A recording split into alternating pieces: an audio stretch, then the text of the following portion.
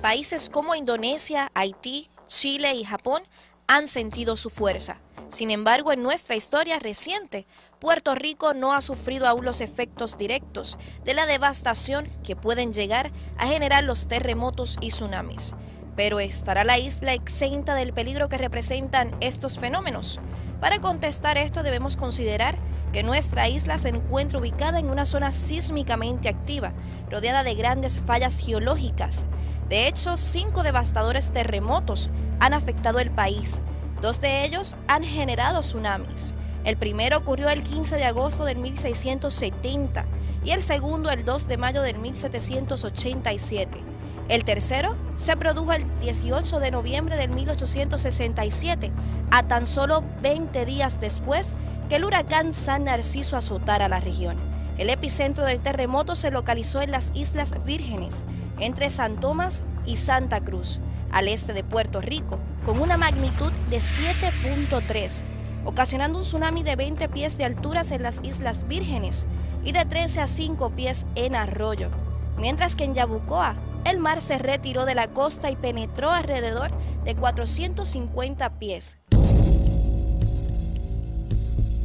El cuarto terremoto y el más conocido fue el del 11 de octubre del 1918, de magnitud 7.5, localizado su epicentro a unos 35 kilómetros al noroeste de Aguadilla, en el Cañón de la Mona.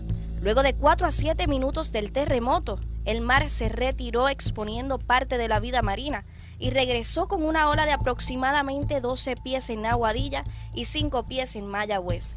En Aguadilla, el agua llegó hasta la plaza pública. Las pérdidas económicas fueron calculadas en $3.472.000, una cifra altísima para aquellos tiempos.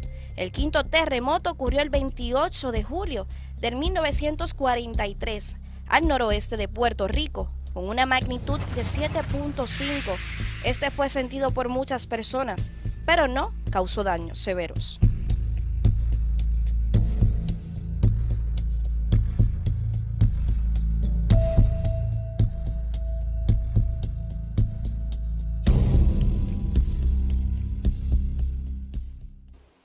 Desde hace varias décadas, Puerto Rico no sufre los efectos directos de un terremoto de gran magnitud. El periodo de recurrencia de estos fuertes sismos registrados en la isla es entre 51 y 117 años. Esto nos da una idea de que no podemos descartar el peligro que representan.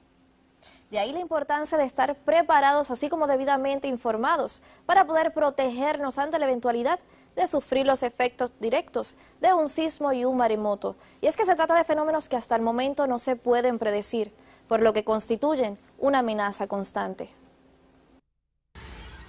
Un evento telúrico de gran magnitud no avisa y estamos bajo ese riesgo en cualquier momento. Lo primero que tenemos que entender es cómo ocurre un terremoto. Puerto Rico está al margen de las placas tectónicas del Caribe y Norteamérica, lo que convierte a nuestra isla en una muy susceptible. Un temblor es eso, la energía se va acumulando en el interior de la Tierra, llega el momento en que ya las rocas no aguantan más y boom, liberan toda esa energía acumulada en un solo cantazo, ¿verdad? Como diríamos, de sopetón, en un tiempo muy corto. Entonces esa energía se propaga en forma de ondas sísmicas. El límite de esas placas tectónicas crean lo que se conoce como falla tectónica, que acumula gran cantidad de energía y constantemente generan temblores, algunos sentidos por el hombre. La localización de Puerto Rico ubica a la isla al borde de esas fallas. Tenemos que la trinchera de Puerto Rico, a unas 100 millas al norte de la isla, pasa de este a oeste. Tenemos justo la zona donde la placa norteamericana se mete debajo de Puerto Rico. Y es ahí justo, precisamente, es la profundidad más importante del Océano Atlántico. Entonces, pero no es la única. Al sur de nosotros tenemos otro sistema de fallas, que es la trinchera de los muertos, donde entonces es el Caribe el que se está metiendo debajo de Puerto Rico. Existen 2 escalas usadas para medir los eventos telúricos: la magnitud, que mide la cantidad de energía liberada, y la intensidad, que mide cómo fue sentido en la superficie y la distribución de posibles daños. En Puerto Rico, el terremoto ocurrido en 1918 causó daños catastróficos con una magnitud de 7.5 y su epicentro cerca de la costa oeste del país. Ya eso es lo más conocido por toda la historia, ¿no? Que ocurrió el evento que afectó a Aguadilla, a toda la costa oeste, un tsunami de 20 pies de altura y que sobre 140 personas murieron desde por el temblor al tsunami. La fuerza devastadora de un terremoto depende también de su profundidad. Mientras más llano sea el temblor, mayor oscilación habrá en la superficie y por ende mayores daños.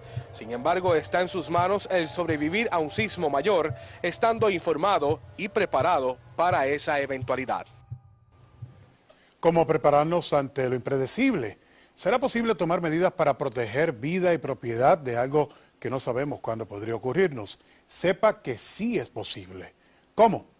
A continuación le brindamos algunas recomendaciones. Antes de un terremoto, usted debe verificar los posibles peligros en su residencia, identificar lugares seguros, desarrollar conciencia sísmica, elaborar un plan de contingencia en su hogar, comunidad, escuela y trabajo. Además, participe de simulacros y tenga preparadas provisiones de emergencia. Como parte de las provisiones de emergencia, usted debe incluir un botiquín de primeros auxilios, una reserva de medicamentos esenciales, 3 galones de agua por persona, linternas y baterías, además de un radio de baterías, una muda de ropa y calzado por persona, cobijas para dormir y copia de documentos importantes. Además, debe incluir artículos sanitarios, artículos para infantes, repelentes de mosquito, un pito y guantes de seguridad. Estas son algunas recomendaciones de cómo usted y su familia puede prepararse para afrontar los efectos de un terremoto, pero ¿son seguros nuestros hogares? ¿Soportarán nuestros centros de trabajo, edificios y escuelas los efectos de un terremoto de gran magnitud? Félix Alemán entrevista a la arquitecta Astrid Díaz y nos responde estas y otras preguntas. Saludos, Astrid, y qué bueno que vamos a conversar contigo sobre asuntos relacionados a terremotos y tsunamis, pero como ya hemos escuchado en el caso de Puerto Rico, quisiéramos saber cómo podemos saber, estar seguros de que estructuras en Puerto Rico son seguras para un terremoto. Bueno, lo primero es que las estructuras deben estar diseñadas por profesionales, ingenieros y arquitectos licenciados que siguen los códigos y los reglamentos de Puerto Rico. Eso ya te da una seguridad. Por lo general, la mayor parte de las urbanizaciones, de los condominios, han seguido estos códigos porque para poderse construir tienen que someter los proyectos a las agencias gubernamentales y que le otorgan los permisos. Así que, en cierto modo, pues ya esto tiene una garantía. Claro, muchas veces con el paso del tiempo han ocurrido alteraciones en muchos de estos edificios y en muchas de estas casas. Muchas personas remodelan sus casas sin un asesoramiento y tumban paredes que son estructurales, lo cual debilita la estructura. Muchas veces también añaden segundos pisos sin que la estructura esté capacitada para aguantar ese peso. Y a veces compramos casas que no sabemos esa historia. Así que cuando uno va a adquirir también una propiedad, a veces el mismo edificio te dice lo que ha pasado con el tiempo y puedes ver grietas, puedes ver que hay un cambio de color de piso, quiere decir que hay una pared y puedes investigar un poquito y sobre todo pedir los planos. Pero si observamos las estructuras que hay en Puerto Rico actualmente, sí sabemos que hay algunas que están construidas por ingenieros y personas que son conocedoras en este tema, pero otras que están construidas en diferentes lugares. ¿Se puede decir que hay un % de estructuras diseñadas para soportar un terremoto en Puerto Rico? ¿No se ha hecho ese estudio?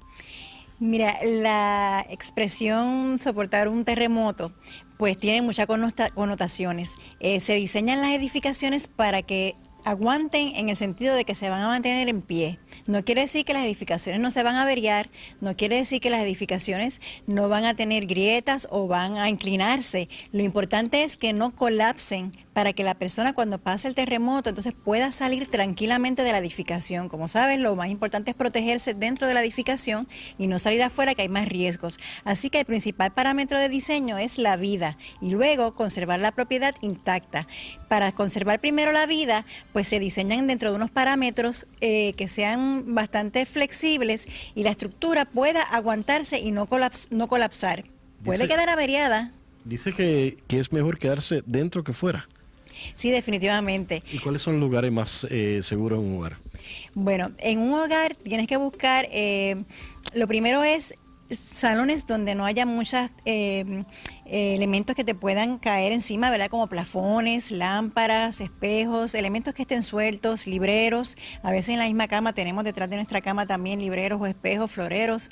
Así que lo primordial es actuar rápido en 10 segundos y meterse debajo de una mesa que sea fuerte y aguantarla. Porque tú no vas a perder los 10 segundos o 15 segundos que dura la parte más fuerte de un terremoto caminando para salir afuera, que te pueden caer cosas. Tú vas a querer usar esos 10 segundos para protegerte. Luego que pasa el terremoto, entonces es que tú tienes con calma que pensar y hacer una evaluación cómo quedó la estructura. Y entonces salir de la propiedad y ahí entonces empiezas a caminar si estás lejos de tu casa, hacia tu casa. Y ahí es donde viene yo creo que la parte más crítica después del terremoto. ¿Qué segura o cuán segura son las escuelas del país? Las escuelas del país que han sido diseñadas según los códigos van a resistir. Hubo una época, unas décadas en Puerto Rico que se siguieron unos modelos que en aquel momento no se pensó que iban a tener un impacto negativo si venía un terremoto, que es lo que llamamos columna corta, que son estas paredes que están interrumpidas por un ventanal de extremo a extremo. Esas estructuras las han estado reforzando con un programa gradual. Yo te diría que las que tengan ese problema que no han sido resueltas, pues sí tienen una situación crítica. Y entonces yo creo que los directores de las escuelas tienen que establecer un lugar seguro ya dentro de ese complejo de la escuela. Y en 30 segundos quisiera que nos hablara acerca de la posibilidad de un tsunami. ¿Qué tan segura es una estructura o si una estructura puede soportar, y vuelvo y utilizo el término, de un tsunami, sobre todo las que están en las costas? Esa es una buena pregunta porque no hemos tenido eventos recientes de tsunami en Puerto Rico y no hay códigos que regulen esa fuerza. ¿Hoteles? Los hoteles tampoco, o sea, cualquier edificación. Sin embargo, cuando se diseñan para terremotos, se diseñan para huracanes, se diseñan para recoger esas fuerzas laterales. Así que deben aguantar bastante. Lo que a veces más me preocupa es el desalojo vertical, si de verdad, si todo el mundo sube a un mismo edificio, si también va a tener la capacidad para aguantar. Así que es algo que en las próximas décadas estaremos analizando, si los primeros pisos deben ser completamente libres para que entonces la hora pase y no ofrezca resistencia y la estructura sea más segura. Agradecemos la visita de Astrid Díaz, arquitecta. Son muchas más las recomendaciones, pero antes vamos a una pausa y de regreso un experto nos explica medidas adicionales que debemos tomar para proteger nuestras vidas durante un sismo. Así es, David. También nos acompañará una geóloga marina que nos hablará sobre la situación real de nuestras costas ante la posibilidad de que nos afecte un tsunami. No se retire.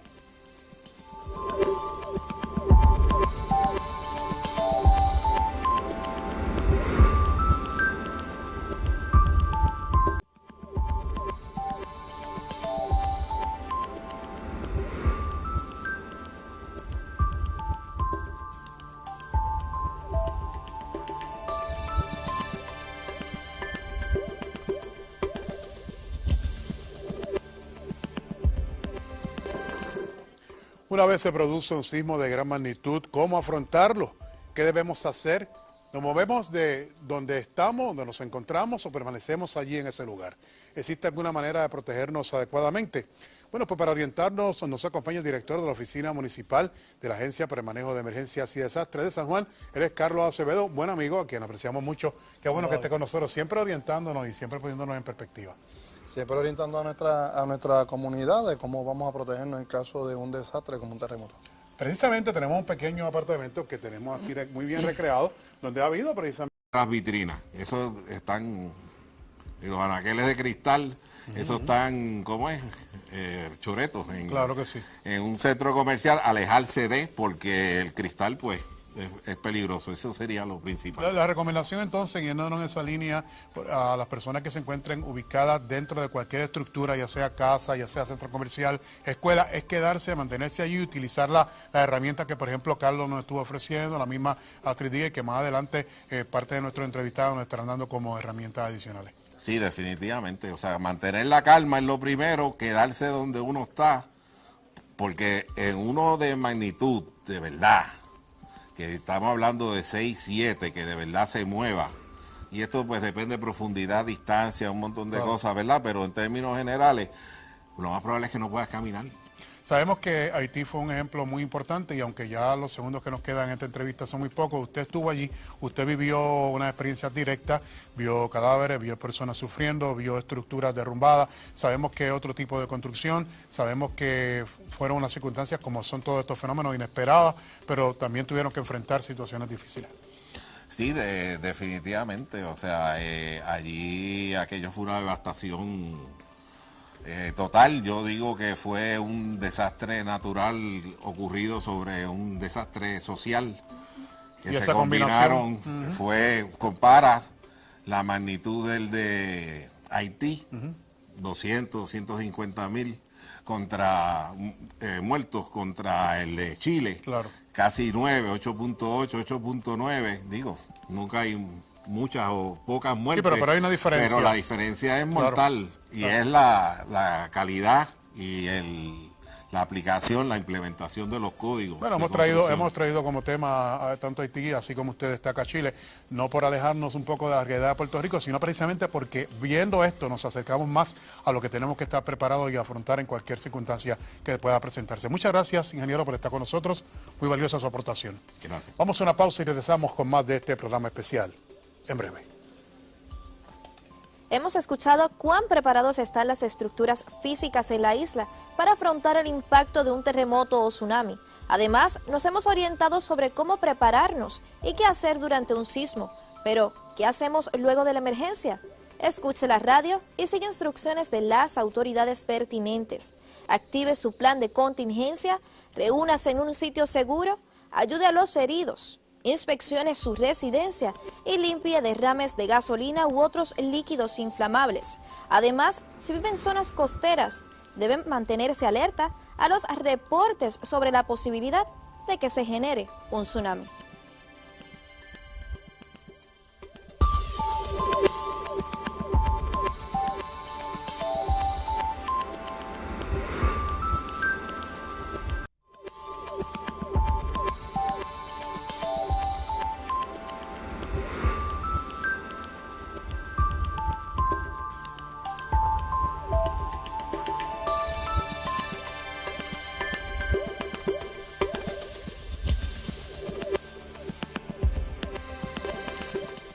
El agua es símbolo de vida para el hombre, pero también puede causar la mayor catástrofe que jamás se haya visto. Cuando gran cantidad de agua se levanta en una gran muralla, no existe fuerza material que detenga su paso. Tal es el caso de los tsunamis, que aunque son poco comunes en nuestra isla, no estamos exentos del peligro que representan. Tsunami, palabra japonesa que significa ola en puerto y que bajo la misma terminología que maremoto nos pone en estado de alerta cuando se habla de la posibilidad de que ocurra. Un tsunami puede generarse después de un terremoto de 6.5 grados de magnitud. Su origen responde a la mayoría de los casos al súbito cambio del suelo marino, lo que genera la ola. Tsunami se genera cuando hay un desplazamiento de la columna de agua, o sea, ese cuerpo de agua, ya sea el Mar Caribe, el Océano Atlántico, el Océano Pacífico, hay algo sobre una área de ese agua que produzca un disturbio, o sea, que pone en movimiento ese agua. Y esos triggers, eso es lo que hace que genera ese evento, puede ser un terremoto, puede ser una erupción volcánica, puede ser un deslizamiento de tierra, o deslizamiento de tierra submarina o de tierra hacia el mar, o también puede ser por un impacto de un objeto celestial. En Puerto Rico, los modelos de proyección indican que las alturas mayores de las olas serían en la zona oeste, seguido por las zonas del norte, este y sur del país. Todas nuestras costas son susceptibles a un tsunami. Bueno, en algunos modelos cuando se corren tenemos alturas de hasta 30 pies, o sea, sobre unos 30 pies de altura de las olas.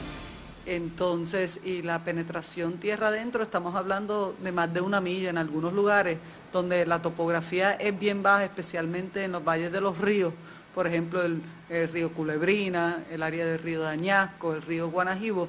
Entonces, el tsunami logra entrar tierra adentro, un alcance mayor, por la topografía del terreno. Históricamente hemos presenciado como el embate del mar en nuestras costas muestra su poderío, un poder que a veces es subestimado. un chorro de agua como de 5 a 5 millas por hora de velocidad. Cuando chocaba con una pared le equivalía como vientos de huracán categoría 5. Nosotros tenemos solamente en el área oeste de Puerto Rico sobre 40.000 personas que viven y viven en las zonas inundables. Eso sin contar todas las personas que vienen a disfrutar de nuestras playas y todas las personas que también trabajan en las zonas costeras de Puerto Rico. O sea que en un evento se estima en Puerto Rico que si la gente no desaloja a tiempo en caso de un tsunami, podríamos hablar sobre decenas de miles de personas que podrían perder la vida. ¿Qué debemos hacer antes de un tsunami? Muévase a terrenos elevados, encienda su radio y sobre todo manténgase alejado de las playas. Mientras, una vez pase el tsunami, manténgase alejado de las áreas inundables o con daños. Además, manténgase alejado de los escombros en el agua. Y muy importante, salve su vida, no sus pertenencias. ¿Cuáles son los efectos directos de un tsunami en las costas de Puerto Rico? ¿Cuán importantes son y cómo nos pueden ayudar los mapas de desalojo? ¿Cómo nos afecta la erosión de las costas? Bueno, pues para dialogar sobre esta interrogante nos acompaña la doctora Marixa Barreto, geógrafa y geóloga marina, catedrática del Departamento de Geografía de la Facultad de Ciencias Sociales de la Universidad de Puerto Rico, y a que le damos la bienvenida, ¿verdad, María? Claro que sí, le damos la bienvenida, es un orgullo poder tenerte aquí y nos hablar de todos esos conocimientos. Muy buenas tardes y muchas gracias por invitarme. Gracias por estar con nosotros, y una de las primeras preguntas es ¿por qué es que Puerto Rico se convierte en un lugar tan vulnerable, tan susceptible para que un fenómeno, un tsunami, por ejemplo, se pueda dar en nuestra bella y hermosa isla? Aquí lo más importante es entender el factor de la realidad geográfica de la isla de Puerto Rico. Y es bien interesante porque cuando hablamos de ese escenario de la realidad geográfica, nos referimos a lo que es la geología, las rocas, cómo es el fondo marino, cómo es la configuración de la isla y los procesos relacionados. Dando un ejemplo, ¿verdad?, más sencillo, nosotros los puertorriqueños entendemos muy bien cómo en el momento de las estaciones o momentos de huracanes, ya nosotros estamos preparados porque entendemos esa realidad geográfica. Asimismo, como entendemos ese escenario meteorológico de la isla, tenemos que movernos a entender que esa realidad de lo que es la susceptibilidad y la vulnerabilidad geológica y de los procesos geológicos sobre la isla. ¿Y qué hace que nosotros no estemos como que en la misma actitud cuando hablamos de fenómenos atmosféricos como huracán y las tormentas y demás? Y sí, por otro lado, pues en este aspecto que nos hemos alejado un poquito de la preparación, ¿verdad? Yo como educador entiendo que hay dos factores principales. Número uno es el cuento del lobo. Muchas veces tenemos muy buenos educadores, tenemos muchos programas de educación en Puerto Rico, de información que nos habla de los terremotos, pero el evento no llega. Y el segundo factor es que muchas veces la educación, aunque se están promoviendo muchos programas, no llega a las comunidades o a los núcleos de las comunidades. Y uniendo esos factores a la vez, vamos a ver entonces que sí se habla del terremoto, pero las personas comienzan a pensar que los impactos de un terremoto se van a dar igual en toda la isla, y más cuando muchas veces los puertorriqueños pensamos que al ser una isla tan pequeña, todos los efectos son de igual manera, sí, y no es así. Yo he hablado con María, ¿verdad, María, en nuestra oficina, y lo cierto es que no hay duda de que la gente, cuando se ha sucedido estos últimos movimientos que no han sido de gran magnitud, la preocupación de la comunidad rápidamente se lanza y la gente comienza a preguntar y comienza a querer obtener más información, precisamente por lo que usted indica. Y de hecho, una pregunta que nos hacemos todos, en el caso de que ocurra un sismo aproximadamente de 6.5 a 7, específicamente en la trinchera de Puerto Rico, que se ha dado a conocer mucho durante estos últimos tiempos, si ocurriera un tsunami por este fenómeno, este terremoto, ¿qué costas de Puerto Rico se verían más afectadas? Usted que es una experta en lo que es la topografía costera de nuestra isla. Bueno, lo primero, todas aquellas zonas costeras, como hablaban los expertos, el profesor Mercado y Cristóbal Hillenbrand, todas estas zonas de bajo relieve, ¿verdad? Las costas en Puerto Rico tenemos tres tipos de costas principales: las costas acantiladas, las costas que son manglares y las costas de playa. Una cuarta es la costa aluvial. Así que estas costas de playa, aluviales, manglares, de bajo relieve, vamos a ser las primeras que van a ser impactadas en comparación a costas que están acantiladas. Lo segundo que vamos a ver es la geología. Cuando tenemos unas zonas que su componente geológico es aluvión, material sedimentario relleno, zonas que, por ejemplo, en la zona noreste de Puerto Rico, que tenemos zonas que están compuestas de rellenos que eran mangles en el año 1910, 1920 y que se rellenan para construir, estas zonas van a estar mucho más vulnerables, ¿verdad?, que otras zonas de que tienen una composición geológica de roca ígnea o roca metamórfica que es mucho más resistente, ¿no?, a este tipo de eventos. También no hay que olvidar, porque aunque hablamos de las costas, hay unos riesgos secundarios que están relacionados con los terremotos, por ejemplo, y son los derrumbes. A veces pensamos pues directamente en el tsunami, pero tenemos que ver que en el caso de los terremotos, zonas de montañas donde hay grandes cantidades de aluvión o zonas donde se han hecho infraestructuras y construcciones, ¿verdad?, van a promover otros riesgos secundarios que pueden causar pérdida material como pérdida de vida. Y ahora que habla de derrumbe, me viene a la mente preguntarle sobre la erosión, porque es un tema que mucho hemos dialogado, ¿verdad? No sé si es que el mar está reclamando su espacio o es que la tierra está cediendo el suyo, no sabemos. ¿Cómo la erosión se define aquí? Y hablando un poco de esto, es justamente... Ahí tenemos una relación de lo que son las ciencias atmosféricas, porque precisamente estos sistemas frontales y los huracanes son los que afectan estas erosiones costeras, y esto estaría afectando en lo que es los mapas de desalojo que ha hecho la red sísmica. Yo entiendo que hay que llegar a una evaluación y ya se está moviendo, ya los grupos de científicos, como en el caso del cambio climático, los expertos de diferentes áreas como geología, meteorología, geografía, ciencias ambientales, se están uniendo para integrar todos los mapas y toda la información, porque nos hemos dado cuenta que no podemos evaluar estos procesos de un solo enfoque. Y más cuando estamos ahora incluyendo el aspecto social, que es uno de los aspectos o variables que muchas veces se deja fuera y que no se puede dejar fuera, porque esa relación hombre-ambiente es la que determina que podamos hacer protocolos precisos y que sean efectivos antes, durante y después de la emergencia. Y entonces, basado en esto, en el caso de la erosión costera, ya nos hemos dado cuenta, número uno, la erosión en Puerto Rico no es homogénea. Hay unos lugares donde estamos perdiendo playa, hay otros lugares donde estamos ganando playa, hay otros lugares que no ocurren cambios, y más todavía, yo he hecho un estudio en los pasados 4 años en el área de Manatí, donde estamos encontrando que el agua se está retirando, mientras que en Rincón estado viendo que el agua está subiendo. Así que estamos viendo que realmente... ¿Esto es por los diferentes tipos de costas que hablaba? Bueno, ¿Es la misma razón? Tiene que ver con el tipo de costa, tiene que ver con la geología, pero al mismo tiempo tiene que ver con lo que María estaba identificando, que la variabilidad de las condiciones meteorológicas sobre las costas de Puerto Rico es muy distinta. Por ejemplo, la erosión en el área norte de Puerto Rico, estamos viendo que gran parte de la erosión no lo están causando los sistemas huracanados o los sistemas de tormentas tropicales, los están causando los oleajes causados por los frentes de frío. Sin embargo, no es así para otras costas de Puerto Rico. Qué curioso, qué interesante. O sea que por eso es la importancia de la educación y de cómo nosotros podemos integrar toda esta información que todos los científicos desde sus propias áreas y especialidades están dando y poder llevar de una manera sencilla a nuestro público estos procesos y los impactos en la sociedad. Los daños que causan se pueden limitar si toman los pasos adecuados antes, durante y después de que ocurran. Dicen que lo más peligroso en un terremoto son los episodios de derrumbe. La mayoría de los daños en un terremoto son causados por objetos que se rompen o caen sobre personas, lastimándolas. Cuando ocurre un terremoto, lo mejor es ubicarse debajo del marco de una puerta o salir corriendo del edificio. En las casas modernas, los marcos de las puertas no son más fuertes que el resto de la casa. Es más seguro meterse debajo de una mesa apartada de las ventanas. Pues me han dicho que cuando hay un terremoto se abren unas grietas tan grandes que por ahí se va toda la gente y todos los edificios. Esto no sucede más que en la ficción. Durante un terremoto, la corteza terrestre se mueve a lo largo de una falla y no se separa de ella. Si esa falla pudiese abrirse, no habría fricción. Y sin fricción, no hay terremoto.